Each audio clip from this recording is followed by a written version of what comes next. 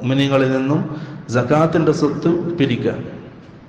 ആ പറഞ്ഞയക്കുന്ന സമയത്ത് സല്ലല്ലാഹു അലൈഹി വസല്ലം കുറേ നിർദ്ദേശങ്ങൾ നൽകി. എങ്ങനെയാണ് സകാത്തിന്റെ കണക്കൊക്കെ പഠിപ്പിച്ചു കൊടുത്തു, എങ്ങനെ സ്വീകരിക്കണം, ഏത് സമ്പത്താണ് സ്വീകരിക്കേണ്ടത്. അവസാനം അല്ലാഹുവിന്റെ റസൂൽ പറഞ്ഞു, വത്തഖി ദഅവതൽ മദ്ലൂം ഫഇന്നഹു ലൈസ ബൈനഹാ വബൈനല്ലാഹി ഹിജാബ്. സകാത്ത് പിരിക്കാനാണ് സഹാബിയെ പറഞ്ഞയക്കുന്നത്. സകാത്തിന്റെ കണക്കുകളൊക്കെ വിശദീകരിച്ചു കൊടുത്തു, ഏത് രീതിയിലുള്ള സമ്പത്താണ് സ്വീകരിക്കേണ്ടതെന്നും പഠിപ്പിച്ചു കൊടുത്തു. അവസാനം പറയുന്ന വാക്കാണ് ഇത്തഖി, നീ സൂക്ഷിക്കണം.